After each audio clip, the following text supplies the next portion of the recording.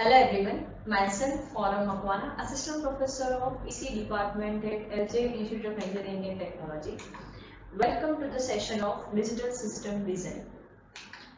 In the previous session, we have finished unit number 8, that is Obvious Design Flow.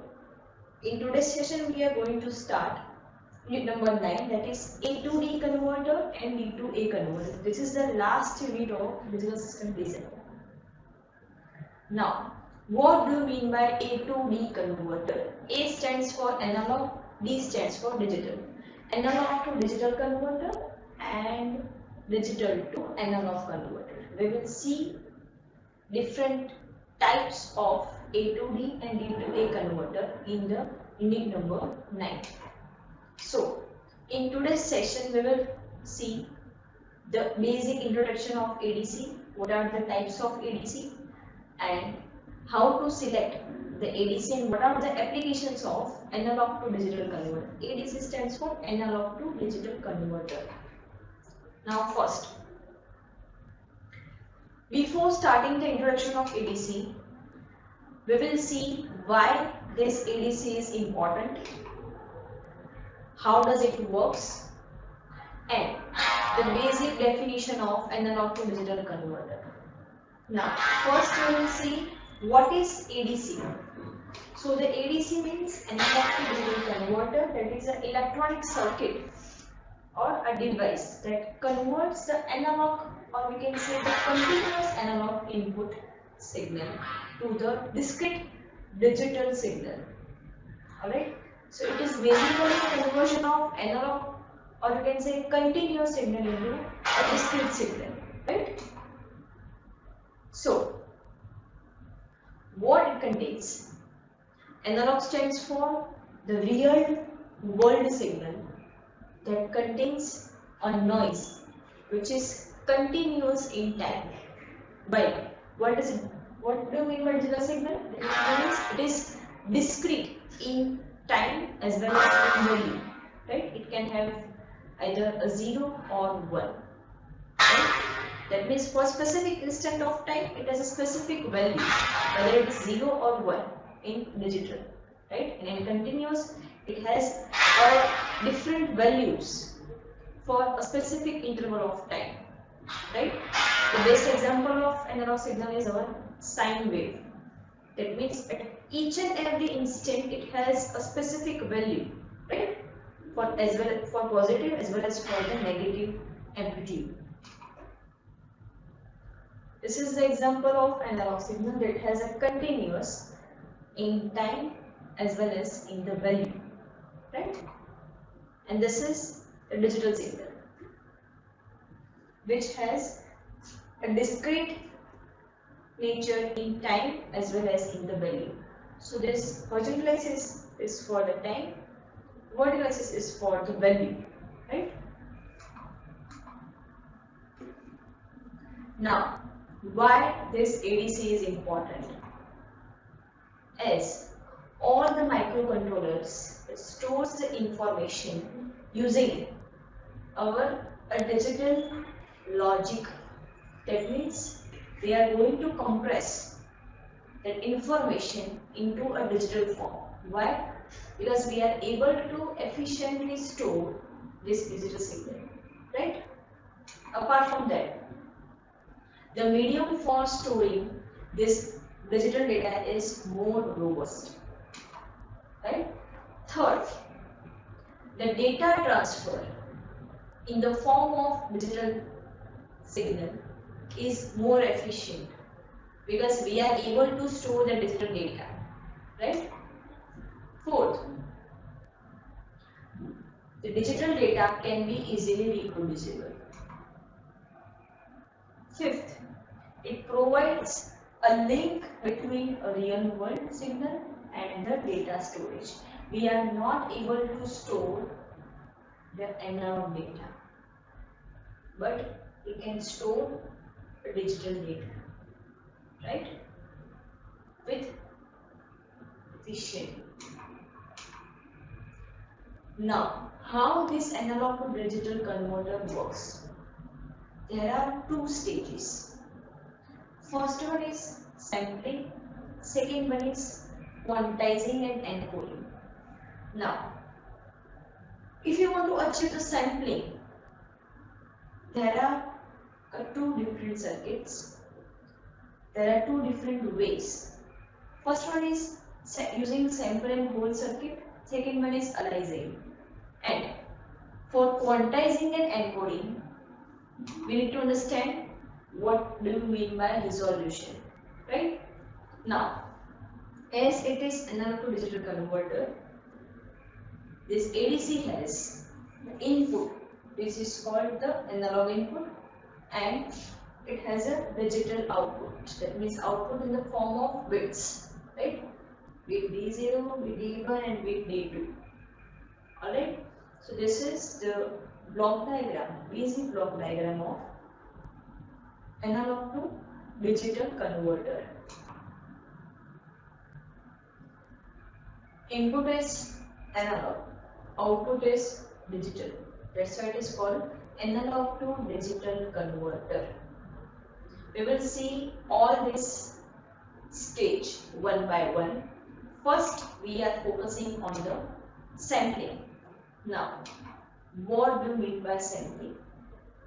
We are going to convert that continuous signal into a discrete form, right?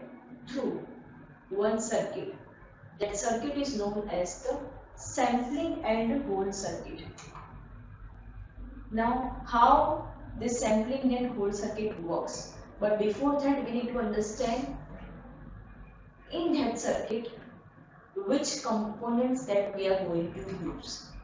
The components are switch, resistor, and the capacitor. Now, as I am going to apply the input signal, and if the switch is on, that means the switch is closed in such a way that a current will be passing through a capacitor, through the resistor. And we know that initially capacitor is discharged. So capacitor is going to start charging through the resistor. So when the switch is on, this sampling of signal will take place. That means it is a time to charge a capacitor, right?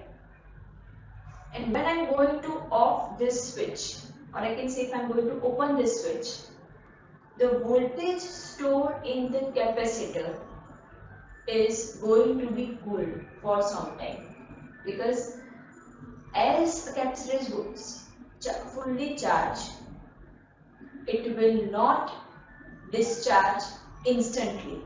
That means it will hold the charge for some particular amount of time. That means it can hold that voltage, right?